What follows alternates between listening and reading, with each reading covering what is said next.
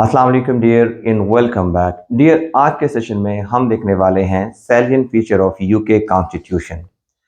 United Kingdom का जो supreme law है उसकी बुनियादी खसूसियात या जो डिस्टिंग्विश एलिमेंट है, जो डिस्टिंग्विश फीचर है, मतलब नुमाया खसूसियात, वो क्या क्या है।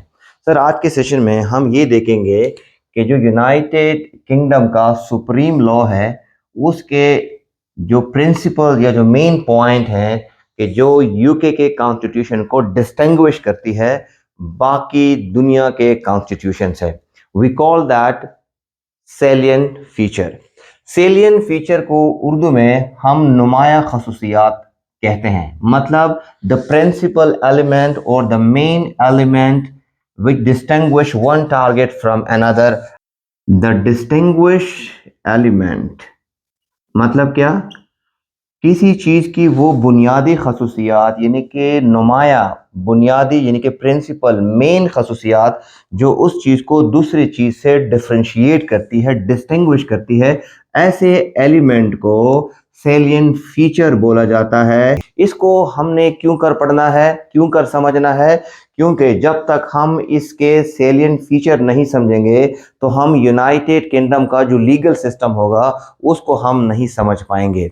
और फिर जब हम इसको समझेंगे तो फिर इसको हम कंपेयर करेंगे with the salient feature of United States of America, उनके कॉन्स्टिट्यूशन के, मतलब यूएस के कॉन्स्टिट्यूशन के साथ हम इनको कंपेयर करेंगे और फिर हम देखेंगे कि दोनों में बुनियादी फर्क क्या क्या है। तो सर आज के सेशन में पर्टिकुलरली हम डिटेल में समझने वाले हैं कि ये जो यूनाइटेड किंगडम का कॉन्स्टिट्यूशन है इसकी बुनियादी खसूसियात कौन कौन सी है। सर सबसे पहला जो सबसे इम्पोर्टेंट सेलिएंट फीचर है that is on the basis of form of constitution. Form of constitution से मुराद कि यूनाइटेड किंगडम का जो कॉन्स्टिट्यूशन है वो किस तरह का है, मतलब उसकी शेप क्या है। क्या उसको हम एक बुक की सूरत में देख सकते हैं, आई मीन टू से कोडिफाइड है या अनकोडिफाइड है, रिटन है या अनरिटन है। तो सबसे पहला जो सेलिएंट फीचर है that is the constitution of United kingdom is unwritten. Unwritten constitution ज़हन में रखिएगा, हम अक्सर बोलते हैं कि जो यूनाइटेड किंगडम का कॉन्स्टिट्यूशन है वो अनरिटन है। अगर कोई पॉलिटिकल साइंस का स्टूडेंट ये बोले कि जो यूनाइटेड किंगडम का कॉन्स्टिट्यूशन है दैट इज अनरिटन तो वो बिल्कुल सही होगा। लेकिन अगर एक लॉ का स्टूडेंट ये बोले कि अनरिटन है वो भी गलत नहीं होगा। लेकिन अगर माइक्रो लेवल पे देखा जाए तो जो प्रॉपर वर्ड होगा दैट इज अनकोडिफाइड, क्योंकि कानून लिखा नहीं जाता, कानून पास किया जाता है पार्लियामेंट से और पार्लियामेंट उसकी कोडिफिकेशन करती है, चैप्टराइजेशन करती है, उसको सेक्शन या आर्टिकल में तकसीम करती है और उसको एक ही किताब में पब्लिश करती है इन अ सेंस। तो हम बोलते हैं कि ये क्या है, ये कोडिफाइड लॉ है। कानून पार्लियामेंट से पास होता है, कोई बंदा नहीं तहरीर करता। तो जनरल सेंस में अगर देखा जाए तो अनरिटन ठीक बात है, क्योंकि वो एक ही डॉक्यूमेंट में भी अवेलेबल नहीं है और ये प्रॉपरली सारा का सारा लिखा हुआ भी नहीं है। लेकिन अगर लीगल कॉन्टेक्स्ट में देखा जाए तो हम बोलेंगे कि जो यूके का कॉन्स्टिट्यूशन है that is uncodified because it is not formally passed by British Parliament and it is not available in a single book. That's why लोग बोलते हैं कि इनका कॉन्स्टिट्यूशन अनरिटन है। अनरिटन थोड़ा एम्बिगुअस भी है, मतलब कि कोई चीज लिखी हुई नहीं है। जब हम बोलेंगे कि अनरिटन कॉन्स्टिट्यूशन है तो इसका मतलब क्या हुआ कि उनका जो आईन है ना, जो सुप्रीम लॉ है, वो लिखा हुआ ही नहीं है। लेकिन हमको देखने को मिलता है उनके पिटिशन ऑफ राइट है, बिल ऑफ राइट है, कुछ स्टिट्यूट हैं कि जो इस चीज को डील करते हैं, वो तो लिखे हुए हैं, वो तो पार्लियामेंट से पास हैं। लेकिन सारे के सारे जो जो जो प्रोविजंस हैं आइन के, यानी कि सारा का सारा कॉन्स्टिट्यूशनल लॉ वो नहीं लिखा हुआ। जैसे कि कन्वेंशन आपको नहीं मिलेंगे, ना ही आपको जुडिशियल प्रेसिडेंट उसी बुक में मिलेंगे। तो कुछ चीजें जो है वो अनरिटन है और कुछ चीजें रिटन है। तो इसीलिए कुछ लोग फिर बोलते हैं कि यूनाइटेड किंगडम का जो कॉन्स्टिट्यूशन है that is partially written and partially unwritten. लेकिन being a law student the proper word is it is uncodified. I mean to say कि you cannot find the whole constitution in a single book which is passed by a parliament. Parliament से सारा का सारा आइन पास नहीं है। अगर हम पाकिस्तान के कॉन्टेक्स्ट में देखें तो अगर हम मार्केट में जाते हैं, किसी आई मीन टू से लॉ स्टॉल पे जाते हैं और हम बोलते हैं, डिमांड करते हैं कि हमें पाकिस्तान का आइन दे दे, तो वो हमें एक ही स्टैट्यूट पकड़ा देगा कि भाई ये पाकिस्तान का आइन है। क्यों? क्योंकि पूरे के पूरे provision that is available in the same book, 280 article एक ही स्टैट्यूट में अवेलेबल है, that is duly pass by a parliament. लेकिन अगर हम यूके में जाएं और डिमांड करें कि मुझे यूके का कॉन्स्टिट्यूशन दे दें, तो वो पूछेगा भाई क्या चाहिए, आपको कन्वेंशन चाहिए, आपको जुडिशियल प्रेसिडेंट चाहिए, या आपको बिल ऑफ राइट चाहिए, या आपको पिटिशन ऑफ राइट चाहिए। इसका मतलब है सारे के सारे ना तो पार्लियामेंट से पास है और ना ही सारे के सारे प्रोविजन एक बुक की सूरत में आपको मिलेंगे। हो सकता है कि बुक की सूरत में मिले, लेकिन वो प्रॉपर चैप्टराइजेशन, प्रॉपर कोडिफिकेशन उसकी नहीं है। दैट्स व्हाई ऐसा मानना होता है कि ये क्या है, ये अनकोडिफाइड है। सर अगर कोई कहे कि ये अनरिटन है तो वो भी अपनी जगह पे ठीक होगा, क्योंकि बात है अप्रोच की। कोई जनरल सेंस में बात कर रहा है एंड कोई पर्टिकुलर सेंस में बात कर रहा है, कोई पॉलिटिकल साइंस के कॉन्टेक्स्ट में उसको इंटरप्रेट कर रहा है और कोई उसको जुडिशियल या जुरिस्प्रूडेंशियल कॉन्टेक्स्ट में उसको इंटरप्रेट कर रहा है। इसीलिए यूनाइटेड किंगडम का जो कॉन्स्टिट्यूशन है उसको बोला जाता है कि this is the product of wisdom, is a child of wisdom. क्यों बोला जाता है product of wisdom, child of wisdom? क्योंकि ये इवॉल्व होता रहा है, ये टाइम टू टाइम अपडेट होता रहा, मॉडिफाई होता रहा। इसीलिए इसको बोला जाता है कि ये एवोल्यूशनरी इन नेचर है। It is not enacted but it is what, it is evolutionary in nature.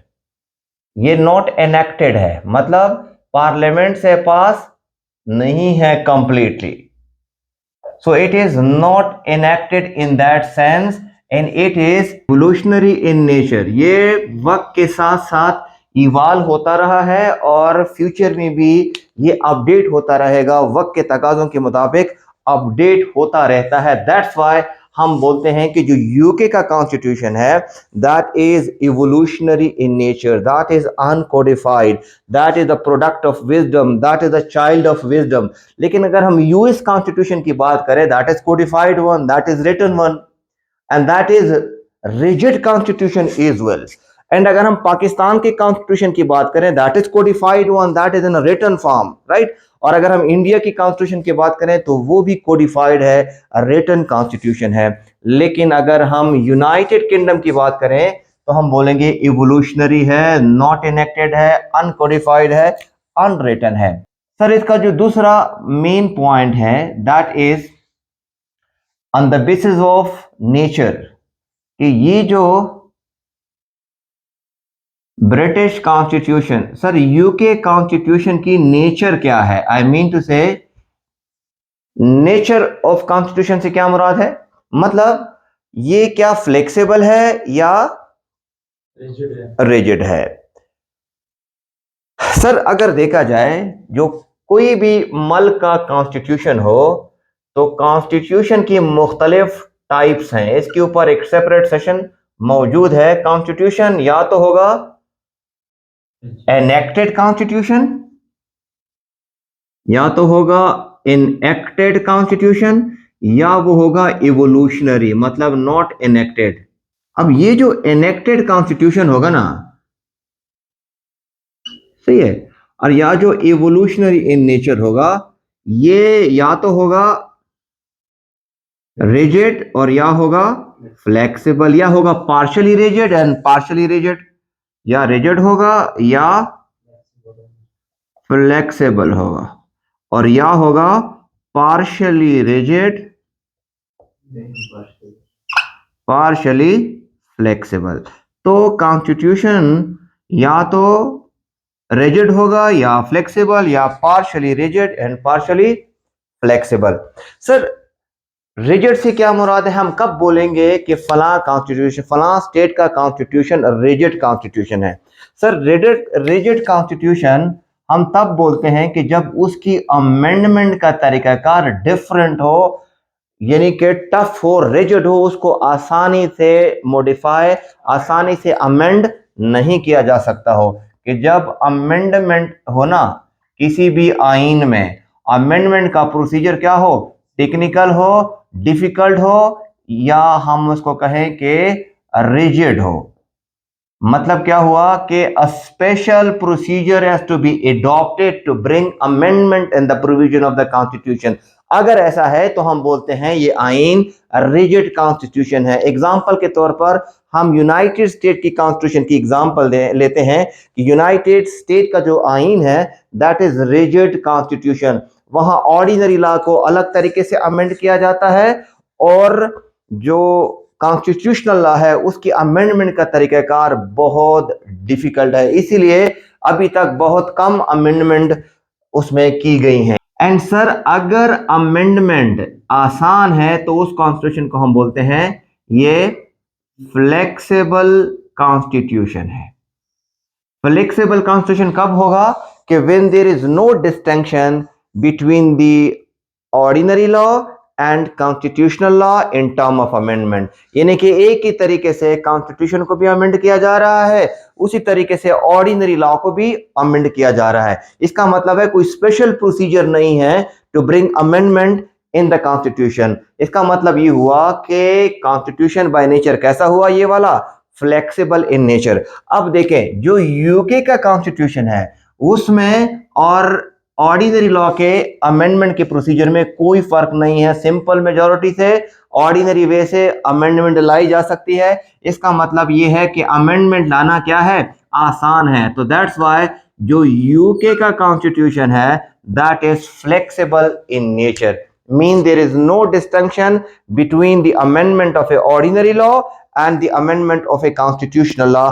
दोनों को ऑर्डिनरी वे से अमेंड किया जा सकता है, तो ऐसे कॉन्स्टिट्यूशन को बोला जाता है फ्लेक्सिबल। तो सर यूके का constitution uncodified, evolutionary in nature and then flexible in nature. Sir जो तीसरा इंपॉर्टेंट पॉइंट है यूनाइटेड किंगडम के कॉन्स्टिट्यूशन में, यूनाइटेड किंगडम का constitution unitary form of government provide करता है यूनाइटेड किंगडम के लिए। यूनिटरी फॉर्म ऑफ गवर्नमेंट या unitary form of state. Unitary form of state से क्या मुराद है, कब हम बोलेंगे कि ये यूनिटरी फॉर्म ऑफ स्टेट है और कब हम बोलेंगे कि ये फेडरल फॉर्म ऑफ स्टेट है या फेडरल फॉर्म ऑफ गवर्नमेंट है। इसके लिए पहले हम फेडरेशन को समझेंगे एंड देन यूनिटरी फॉर्म को समझना आसान हो जाएगा। सर ये जो फेडरल गवर्नमेंट होती है या जो फेडरल स्टेट होती है जिसको हम फेडरेशन बोलते हैं, फेडरेशन का मतलब ये है कि एक ही टेरिटरी है, एक ही ज्योग्राफिकल एरिया है, उसके ऊपर एक से ज्यादा लेजिस्लेटिव बॉडी लेजिस्लेशन कर रही होती है। मतलब वहां पावर डिस्ट्रीब्यूट हुई होती है, पावर शेयर हुई होती है between federation and federating unit. अगर हम पाकिस्तान की एग्जांपल ले लें या यूनाइटेड स्टेट की मिसाल ले लें तो ये फेडरल स्टेट है।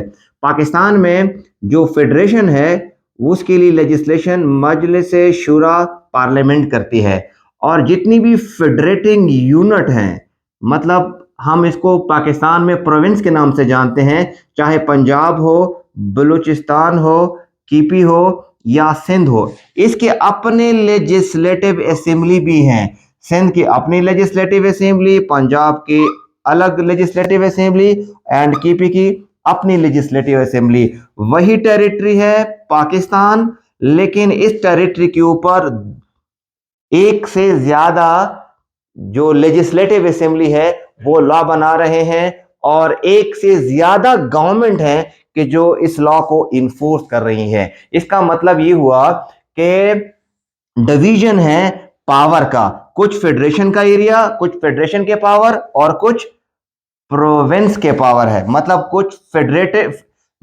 फेडरेशन के पावर और कुछ फेडरेटिंग यूनिट के पावर। अगर ऐसा होता है तो ऐसे स्टेट को बोला जाता है कि ये फेडरल स्टेट है। ज़हन में रखिएगा, फेडरल स्टेट के लिए जब पावर डिवीजन करेंगे तो कोई ना कोई डॉक्यूमेंट तो चाहिए ना रिटर्न में कि जो ये बताए कि फेडरेशन कौन से एरिया के ऊपर लॉ बनाएगी और प्रोविंसेस कौन सी इरेड्यूसिबल बनाएगी। इसका मतलब ये हुआ कि इसके लिए हमें क्या चाहिए, इसके लिए हमें एक रिटन में एक कोडिफाइड लॉ चाहिए, कोडिफाइड कॉन्स्टिट्यूशन चाहिए कि जो ये डिमार्केट कर दे कि ये फेडरेशन का एरिया है और ये फेडरेटिंग यूनिट का एरिया है। सर इसके बिल्कुल opposite unitary form of government, unitary form of government से मुराद कि एक ही टेरिटरी के ऊपर एक ही लेजिस्लेटिव असेंबली लेजिस्लेशन करेगी, वहां पावर डिवीजन नहीं होगी, ना ही पावर शेयरिंग होगी। यस, पावर डेलीगेशन हो सकती है। अगर हम यूनाइटेड किंगडम के कॉन्टेक्स्ट में देखें तो यूनाइटेड किंगडम में 4 किंगडम हैं। हम एक को बोलते हैं किंगडम ऑफ इंग्लैंड, यानी कि एक इंग्लैंड का एरिया है, इंग्लैंड ऐसे कर लेते हैं भैया। यूनाइटेड किंगडम के कॉन्टेक्स्ट में देखें तो चाहे इंग्लैंड हो, स्कॉटलैंड हो, आयरलैंड हो या वेल्स हो, ये पूरे के पूरे जो टेरिटरी है United kingdom of great Britain and Ireland, इसके लिए एक ही पार्लियामेंट, एक ही लेजिस्लेटिव असेंबली है कि जो पूरे United kingdom and great Britain के लिए लेजिस्लेशन करती है, दैट इज ब्रिटिश पार्लियामेंट। ये ना किसी से पावर शेयर कर रही है, ना ही पावर डिस्ट्रीब्यूट कर रही है। एक ही इदारा है जो पूरे यूनाइटेड किंगडम के लिए लेजिस्लेशन करती है और एक ही इदारा है जो पूरे यूनाइटेड किंगडम को रेगुलेट कर रही है, यानी कि लॉ को इन्फोर्स कर रही है। So in that context there is unitary form of government, a unitary form of state. Sir अगर हम प्रैक्टिकली देखें तो इस ब्रिटिश पार्लियामेंट ने स्कॉटलैंड को कुछ पावर डेलीगेट की हुई है, या अगर वो चाहे तो इंग्लैंड को या आयरलैंड को या वेल्स को पावर डेलीगेट कर सकती है, यानी कि पावर शेयर नहीं कर रही, ना पावर डिस्ट्रीब्यूट कर रही है, बल्कि पावर डेलीगेट कर रही है। और जब पावर डेलीगेट की जाती है तो इसका मतलब ये हुआ कि वो सबऑर्डिनेट लेजिस्लेशन में फॉल करेगी और वो डेलीगेटेड पावर वापस भी लिए जा सकते हैं। सो इन दैट कॉन्टेक्स्ट यूके का जो कॉन्स्टिट्यूशन है वो unitary form of state constitute करता है, क्योंकि पावर डिवीजन नहीं है। क्यों पावर डिवीजन नहीं है? क्योंकि यूके का कॉन्स्टिट्यूशन अनरिटन है, अनकोडिफाइड है। पावर डिस्ट्रीब्यूशन के लिए रिटन कॉन्स्टिट्यूशन, कोडिफाइड कॉन्स्टिट्यूशन का होना जरूरी है। चूंकि यूनाइटेड किंगडम का जो आईन है दैट इज अनकोडिफाइड, तो वहां पे फेडरेशन पॉसिबल नहीं है। That's why unitary form of state, unitary form of government पूरे यूके के लिए एक ही लेजिस्लेटिव असेंबली, एक ही एग्जीक्यूटिव अथॉरिटी और एक ही supreme court of appeal and high court है कि जो इस लॉज की इंटरप्रिटेशन करती है। सर अगला पॉइंट जो सेलिएंट फीचर में हम समझने वाले हैं दैट इज कि जो यूके का कॉन्स्टिट्यूशन है वो किस तरह की गवर्नमेंट कॉन्स्टिट्यूट कर रहा है। मतलब ये तो पता चल गया कि उसका जो आईन है वो एवोल्यूशनरी इन नेचर है, वो फ्लेक्सिबल इन नेचर है और एक ही इदारा होगा जो सुप्रीम होगा, जो पूरे टेरिटरी के लिए लेजिस्लेशन करेगा। अब ये जो स्टेट होगी ना, इसमें गवर्नमेंट किस नोयत की होगी? तो बोला पार्लियामेंट्री फॉर्म ऑफ गवर्नमेंट होगी। दुनिया में देखा जाए तो जो डेमोक्रेटिक स्टेट है वहां जनरली 3 टाइप्स की फॉर्म ऑफ गवर्नमेंट आपको देखने को मिलेगी। कहीं पर पार्लियामेंट्री फॉर्म ऑफ गवर्नमेंट होगी, कहीं पे प्रेसिडेंशियल फॉर्म ऑफ गवर्नमेंट होगी, तो कहीं पर semi presidential form of government होगी। सर जब हम प्रेसिडेंशियल फॉर्म ऑफ गवर्नमेंट की बात करते हैं तो इसका मतलब ये हुआ कि जो प्रेसिडेंट होता है that is head of government. इसकी example United States of America में हमको मिलती है। एंड सर जब हम देखते हैं पार्लियामेंट्री फॉर्म ऑफ गवर्नमेंट तो इसका मतलब ये हुआ कि जो प्राइम मिनिस्टर है वो हेड ऑफ गवर्नमेंट है, राइट। अब यूनाइटेड किंगडम में पार्लियामेंट्री फॉर्म ऑफ गवर्नमेंट है, इसका मतलब ये हुआ कि जो गवर्नमेंट को लीड करेगा, यानी कि जो गवर्नमेंट का हेड होगा वो कौन होगा? वो होगा prime minister will be head of government। ज़हन में रखिएगा ये prime minister plus cabinet parliament को अकाउंटेबल भी होंगे, राइट। और अगर हम ये देखें कि ये जो पार्लियामेंट्री फॉर्म ऑफ गवर्नमेंट है ये लेजिस्लेशन किस तरीके से करेगी, लेजिस्लेशन के लिए कितने ऐवान रखे गए हैं, इस कॉन्टेक्स्ट में देखा जाए तो कहीं पर आपको यूनिलेटरल, कहीं पे बायलेटरल एंड कहीं पे ट्राइलेटरल असेंबलीज आपको मिलेगी। तो यूनाइटेड किंगडम में बोला कि ये जो पार्लियामेंट होगा ना, ये बायकेमरल होगा। मतलब क्या हुआ, दो ऐवान होंगे, एक ऐवान नहीं होगा। बायकेमरल लेजिस्लेशन होगी। मतलब बायकेमरल लेजिस्लेटर है कि जब ये लेजिस्लेशन करेगी तो वो दो ऐवानों से होके पास होगी और तब जाके वो इंप्लीमेंट होगी। वो बाइकेमरल, वो दो ऐवान कौन कौन से हैं? एक को हम बोलते हैं सर हाउस ऑफ लॉर्ड और दूसरे को बोलते हैं हाउस ऑफ कॉमन। इसके ऊपर सेपरेट सेशन मौजूद। कंपोजिशन ऑफ ब्रिटिश पार्लियामेंट और UK parliament. Next point in UK Constitution is supremacy of Parliament. Sir supremacy of parliament से क्या मुराद है?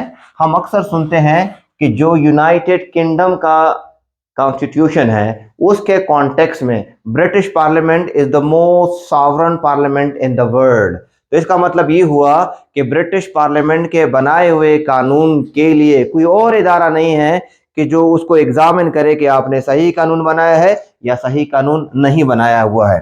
सर ब्रिटिश पार्लियामेंट की अगर स्टेटस दी की जाए तो that is sovereign parliament. Supremacy of British parliament, parliamentary sovereignty. Supremacy of British parliament से मुराद कि British parliament is the most supreme in the most sovereign parliament in the world. Sir supremacy of British parliament से मुराद कि जो British parliament है ये most sovereign parliament in the world. Particularly अगर हम UK में देखें, जो यूके का पार्लियामेंट है, मतलब जो हाउस ऑफ कॉमन है particularly, that is the most powerful parliament. बोला जाता है कि ब्रिटिश पार्लियामेंट के पास यानी कि यूके पार्लियामेंट के पास वो तमाम इख्तियारात हैं। मतलब वो कोई भी लॉ बनाना चाहें वो बना सकते हैं, माँ सिवाय एक के कि वो मेन को वेमेन एंड वेमेन को मेन में कन्वर्ट नहीं कर सकते, because that is unnatural. Otherwise जो भी लॉ बनाना चाहे यूके के लिए वो बना सकते हैं and there is no other authority कि जो यूके पार्लियामेंट के कानून को एग्जामिन करें या उनको नल एंड वाइड डिक्लेयर करें। मतलब उसके ऊपर कोई चेक, यानी कि जिसको ऑर्डिनरी वे में हम जुडिशियल रिव्यू बोलते हैं, समहाउ लिमिटेड है। क्या यूनाइटेड किंगडम में जुडिशियल रिव्यू का कॉन्सेप्ट एग्जिस्ट करता है या नहीं?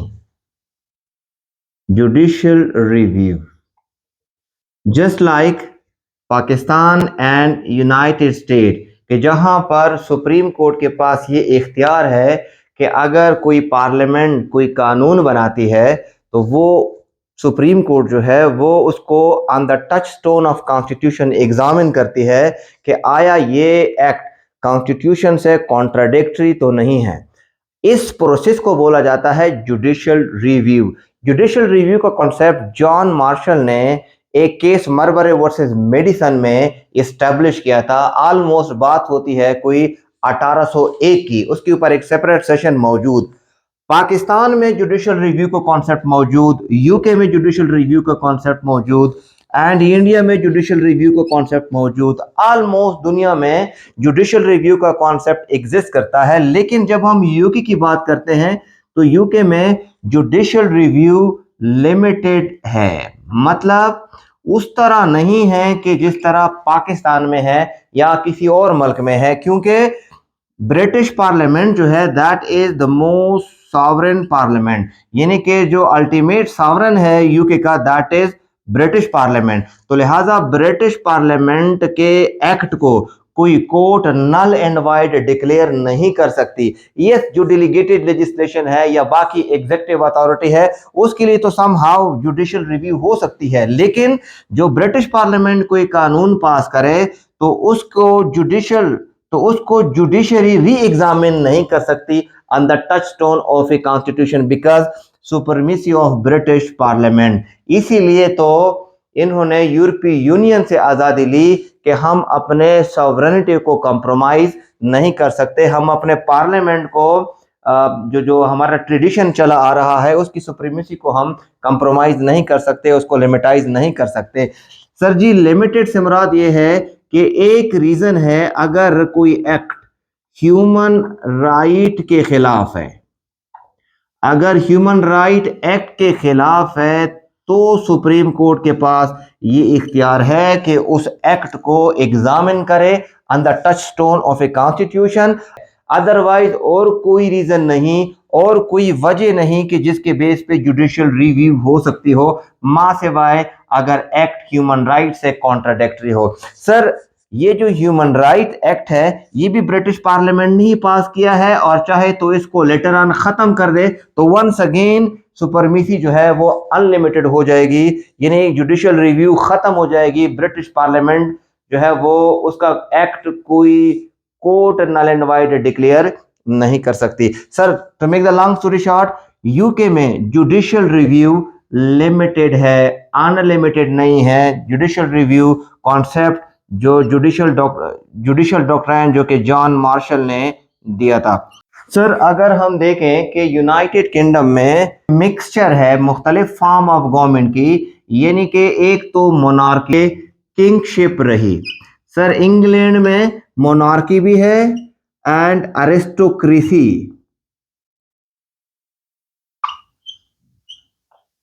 एरिस्टोक्रेसी का मतलब क्या? एरिस्टोक्रेसी का मतलब गवर्नमेंट ऑफ नोबल्स, यानी कि government of elite class. Sir government of nobles भी है एंड देन डेमोक्रेसी भी एग्जिस्ट करती है। डेमोक्रेसी, डेमोक्रेसी का मतलब क्या? गवर्नमेंट ऑफ द पीपल, यानी कि एक ऐसी हुकूमत जिसमें government of the people, government by the people and government for the people. ये थ्योरेटिकल बात है। जब हम बोलते हैं डेमोक्रेसी को डिफाइन करो तो जनरली हम बोलते हैं कि government of the people, government for the people and government by the people. But in fact democracy से मुराद ये है कि government of the people, government by the people and government for the people.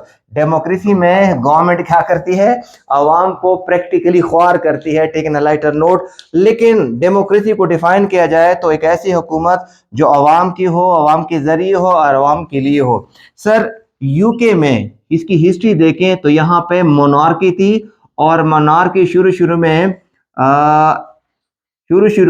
Absolute monarchy से ये later on convert होती है constitutional monarchy में। ये जो जर्नी है from absolute monarchy to constitutional monarchy, इसके ऊपर सेपरेट सेशन मौजूद। सर मोनार्की आज भी एग्जिस्ट करती है। एंड देन एरिस्टोक्रेसी का मतलब ये हुआ government of few people, particularly जो इलीट क्लास है, जो नोबल्स हैं, इसको बोला जाता है हाउस ऑफ लॉर्ड्स, जो कि हेरिडिटरी है, ये इलेक्टेड है, ये डेमोक्रेटिक मतलब ये इलेक्शन के जरिए नहीं आते। सर जो मॉडर्न फॉर्म ऑफ गवर्नमेंट जिसको हम डेमोक्रेसी बोलते हैं, हाउस ऑफ कॉमन जो है, हाउस ऑफ कॉमन इलेक्ट होके आता है और पर्टिकुलरली यहाँ पे इनडायरेक्ट डेमोक्रेसी है। इनडायरेक्ट डेमोक्रेसी का मतलब ये हुआ कि रिप्रेजेंटेटिव डेमोक्रेसी है, जो कि जॉन लॉक का कॉन्सेप्ट था। जॉन लॉक ने जो सोशल कॉन्ट्रैक्ट थ्योरी दी वो बोलता है कि डेमोक्रेसी किस तरह होनी चाहिए, मतलब इनडायरेक्ट डेमोक्रेसी होनी चाहिए। तो यूके में इनडायरेक्ट डेमोक्रेसी है। So mixture of monarchy, mixture of यानी कि मिक्सचर ऑफ ऑटोक्रेसी यानी कि monarchy, dictatorship, aristocracy and democracy, ये तीन डिफरेंट टाइप्स ऑफ गवर्नमेंट है। अब इनका लेवल देखें कि इन तीन डिफरेंट टाइप ऑफ गवर्नमेंट को भी इन्होंने एक ही सिरात मुस्तकीम पे लगाया हुआ है और इनमें कॉन्ट्रडिक्शन नहीं आ रही, इनमें कॉन्फ्लिक्ट नहीं आ रहा। तो इसका मतलब ये कोई चीज तो ऐसे है कि जो इनको सिरात मुस्तकीम पे लेके जा रहे हैं। That is basically what rule of law. So next one is rule of law. अगर आप देखें कि जहां पर किंगशिप भी हो जो कि टोटली डिफरेंट यानी कि डिक्टेटरशिप, ऑटोक्रेसी, और एरिस्टोक्रेसी भी हो, डेमोक्रेसी भी हो, लेकिन वो तीनों के तीनों हार्मनी के साथ चल रहे हो, तो इसका मतलब है कोई डॉक्ट्राइन तो ऐसा एग्जिस्ट करता है कि जो इनके ऊपर चेक रखे हुए हैं या जो इनको डिविएट नहीं होने देता। That is basically what rule of law. Rule of law का मतलब क्या? कानून की हुक्मरानी। अगर हम इसको ट्रू सेंस में देखें तो जो रूल ऑफ लॉ है that is the outcome of nomocracy. Nomocracy का मतलब government of none but law. Rule of law का जो कॉन्सेप्ट है दैट इज नोमोक्रेसी। नोमोक्रेसी का मतलब क्या है? Government of none but law, मतलब कानून की हुक्मरानी। एंड सर डाइसे ने, जो प्रोफेसर डाइसे है, वो रूल ऑफ लॉ के 3 इंग्रेडिएंट बताता है कि जैसे supremacy of law, second one is equality before law, and third one is predominance of legal spirit. यानी कि जब हम बात करते हैं रूल ऑफ लॉ की, तो रूल ऑफ लॉ की 3 एलिमेंट यूके के कॉन्टेक्स्ट में देखा जाए तो वहां पे रूल ऑफ लॉ एग्जिस्ट करती है। क्यों? क्योंकि वहां पे ऑर्डिनरी लॉ है, ordinary law and ordinary court है। पूरी यूनाइटेड किंगडम में तमाम लोगों के लिए ऑर्डिनरी लॉ है, मतलब ऑल सिटीजन आर इक्वल। वहां पर जो इक्वलिटी का प्रिंसिपल है वो ट्रू सेंस में एग्जिस्ट करता है, और वहां nobody is above the law. Even prime minister भी कानून से मुबर्रा नहीं है, सबके लिए कानून बराबर है, कानून की हुक्मरानी है। वहां पर आर्बिट्रेरीनेस एग्जिस्ट नहीं करती। इसीलिए बोला जाता है कि इंग्लैंड में रूल ऑफ लॉ एग्जिस्ट करता है। तो इसलिए डाइसे ने कहा था in England a person will be punished for the violation of offence but for nothing else. इसका मतलब ये हुआ कि इंग्लैंड में, यूनाइटेड किंगडम में, अगर कोई कानून की खिलाफ वर्जी करता है तो पनिशमेंट इंपोज की जा सकती है, अदरवाइज उसके ऊपर कोई पनिशमेंट इंपोज नहीं होगी। मतलब कोई पार्शियलिटी, कोई बायसनेस, कुछ नेपोटिज्म, कोई फेवरेटिज्म, कोई आर्बिट्रेरीनेस एग्जिस्ट जनरली नहीं करती। यस, एक्सेप्शन हर जगह होती है, लेकिन ओवरऑल देखा जाए तो वहां पे कॉन्सेप्ट जो है रूल ऑफ लॉ का वो एग्जिस्ट करता है। सर जो अगला पॉइंट होगा कि जो डिफरेंशिएट करता है बाकी ममालिक के कॉन्स्टिट्यूशन से, that is gap between theory and practice. Sir UK में देखा जाए तो थ्योरी और प्रैक्टिस में फर्क है। यानी कि थ्योरी बोलती है कि किंग जो है ना ये सावरन है, लेकिन प्रैक्टिकली देखा जाए तो जो पार्लियामेंट है ना वो सावरन है। पार्लियामेंट पर्टिकुलरली कौन सावरन है? पर्टिकुलरली जो हाउस ऑफ कॉमन है ना वो सावरन है, किंग के पास कोई पावर नहीं है। थ्योरेटिकली बोला जाता है कि किंग जो है ना वो वीटो कर सकता है, मतलब वो बिल को रिजेक्ट कर सकता है। लेकिन प्रैक्टिकली देखा जाए कि अगर पार्लियामेंट डेथ सर्टिफिकेट भी साइन कर देना किंग का, डेथ सर्टिफिकेट भी किंग का साइन कर दे कि किंग मर चुका है, तो किंग उसको भी वीटो नहीं करेगा, किंग उसको भी रिजेक्ट नहीं करेगा, उसके ऊपर भी साइन करेगा। बिकॉज किंग एक सिंबॉलिक पावर रखता है, जस्ट लाइक अ रबड़ स्टैंप है, उसके पास कोई पावर नहीं है। सर थ्योरेटिकली जो पार्लियामेंट में हाउस ऑफ लॉर्ड है वो अपर हाउस है, लेकिन प्रैक्टिकली जो हाउस ऑफ कॉमन है ना वो अपर हाउस है, क्योंकि सारे के सारे पावर किसके पास हैं? वो हाउस ऑफ कॉमन के पास है, हाउस ऑफ लॉर्ड के पास कोई पावर नहीं है। सो दैट्स व्हाई थ्योरी और प्रैक्टिस में फर्क है। सर नेक्स्ट जो पॉइंट है that is separation of power. Separation of power एक फ्रेंच जूरिस्ट गुजरा है, बैरन डी मोंटेस्क्यू, उसका concept regarding division of power, जिसका मानना कि पावर एक हैंड में नहीं होनी चाहिए, सारे के सारे पावर एक ऑर्गन के पास नहीं होने चाहिए। मतलब पावर से यहां मुराद power to make law, power to interpret law and power to enforce law. Montesquieu बोलता है कि अगर सारे के सारे पावर एक ऑर्गन आपकी स्टेट के पास हो तो जस्टिस नहीं हो सकेगा, लिबर्टी पामाल होगी, लिहाजा सेपरेशन ऑफ पावर जरूरी है। सेपरेशन ऑफ पावर के ऊपर एक सेपरेट सेशन मौजूद। इस वक्त हम ये देखें कि यूके में क्या सेपरेशन ऑफ पावर एग्जिस्ट करती है या नहीं करती, तो हम जनरली बोल सकते हैं कि ट्रू सेंस में एग्जिस्ट नहीं करती। क्यों नहीं करती, इसको समझते हैं कि क्यों नहीं एग्जिस्ट करती। सर सेपरेशन ऑफ पावर से मुराद ये है कि जो प्रेसिडेंट है, जो प्राइम मिनिस्टर है और जो जुडिशरी है, यानी कि जो एग्जीक्यूटिव है, जो लेजिस्लेटर है और जो जुडिशरी है, इसके पावर अलग अलग हों।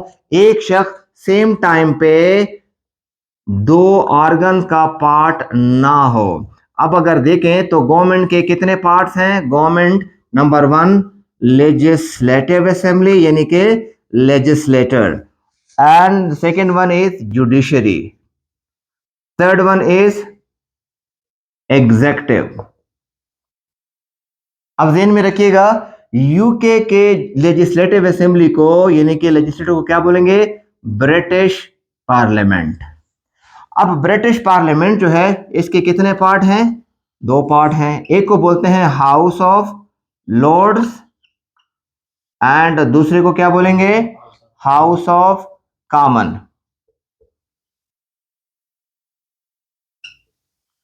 अब ध्यान में रखिएगा, जो हाउस ऑफ कॉमन है ना, प्राइम मिनिस्टर, इनका कन्वेंशन है कि जो प्राइम मिनिस्टर होगा वो कहां से आएगा? वो हाउस ऑफ कॉमन से आएगा, मतलब ही विल बी कॉमनर, वो एक आम आदमी होगा यानी कि महंगो आदमी होगा ना, तो वो प्राइम मिनिस्टर कहां से आएगा? हाउस ऑफ कॉमन से आएगा। अब ज़हन में रखिएगा, पार्लियामेंट का काम क्या है? पार्लियामेंट का काम है टू मेक लॉ, हाँ, लेजिस्लेशन करना। अब ये जो प्राइम मिनिस्टर प्लस कैबिनेट है, ये बेसिकली क्या है? ये तो गवर्नमेंट है ना, ये तो एग्जेक्टिव है, यानी कि इन्फोर्समेंट। हमने देखा कि थ्योरी और प्रैक्टिस में फर्क है। प्रैक्टिकली थ्योरेटिकली कौन एग्जेक्टिव है, कौन सॉवरेन है? किंग। लेकिन प्रैक्टिकली जो एग्जेक्टिव कौन है? वो प्राइम मिनिस्टर है। अब देखो यहां पर एग्जेक्टिव और लेजिस्लेटर एक ही बॉडी में एग्जिस्ट करते हैं। एग्जेक्टिव का काम होता है टू इन्फोर्स लॉ, कानून को इन्फोर्स करना। तो मोंटेस्क्यू के मुताबिक पार्लियामेंट का अलग काम होना चाहिए, जुडिशरी का अलग काम और एग्जेक्टिव का अलग काम। ये जो एग्जेक्टिव है ना, ये यहां इनका काम नहीं करेगा, ना ही इसका पार्ट बनेगा, ना ही जुडिशरी का पार्ट बनेगा। यानी कि मोंटेस्क्यू ने 4 इंपॉर्टेंट प्रिंसिपल्स बताए। To make the long story short, बोलता है कि there should be division of power among the organ of government. मतलब पार्लियामेंट का अपना काम होगा to make law, and judiciary का काम क्या होगा? टू इंटरप्रेट द लॉ, है ना। एंड जो एग्जेक्टिव क्या काम होगा? वो होगा एग्जेक्टिव का काम होगा टू इन्फोर्स द लॉ। फिर मोंटेस्क्यू बोलता है एक ऑर्गन सिर्फ अपना काम करेगा, एक ऑर्गन अपना काम करेगा, पार्लियामेंट अपना काम करेगा, जुडिशरी अपना काम करेगा और एग्जेक्टिव अपना काम करेगा। तीसरी बात, एक ऑर्गन दूसरे का काम परफॉर्म नहीं करेगा। एंड एक नंबर 4, एक ऑर्गन दूसरे के काम में मुदाखलत भी नहीं करेगा। अब जरा इसको अप्लाई करें। प्राइम मिनिस्टर कौन है? एग्जेक्टिव है। सेम टाइम पे प्राइम मिनिस्टर एग्जेक्टिव का भी पार्ट है और सेम टाइम पे पार्लियामेंट का भी पार्ट है। So in that context, true sense में जो सेपरेशन ऑफ पावर की थ्योरी है वो एग्जिस्ट नहीं करती। ओके सर, फिर अगर हम ये देखें कि जो जुडिशरी है वो पार्लियामेंट का हिस्सा ना हो। सर 2009 से पहले यूके का अपना सुप्रीम कोर्ट एग्जिस्ट नहीं करता था। इसका मतलब ये हुआ कि अगर कोई काउंटी कोर्ट है या कोई क्राउन कोर्ट है, उससे कोई मामला अपील में जाता है तो हाई कोर्ट में एंड कोर्ट ऑफ अपील में, और कोर्ट ऑफ अपील के बाद जो अपील का ऑप्शन था that was available with house of Lord. मतलब जो हाउस ऑफ लॉर्ड था ना, जो उसमें लॉ लॉर्ड थे, अपील में यही सुनते थे। तो इसका मतलब ये हुआ कि 2009 से पहले इनकी जुडिशरी भी पार्लियामेंट के साथ मिक्स थी। सेम टाइम पे जुडिशरी इंटरप्रेट भी कर रही थी, हाउस ऑफ लॉर्ड की सूरत में अपील भी सुनती थी, और हाउस ऑफ लॉर्ड पार्लियामेंट का भी हिस्सा है, लेजिस्लेशन भी करती थी। लेकिन 2009 के बाद इन्होंने अपना सुप्रीम कोर्ट एस्टेब्लिश किया, तो समहाउ कुछ सेपरेशन ऑफ पावर एग्जिस्ट करती है। बट जैसे मोंटेस्क्यू बोलता है, मोंटेस्क्यू की थ्योरी प्रॉपर सेंस में वहां पे आई मीन टू से एग्जिस्ट नहीं करती।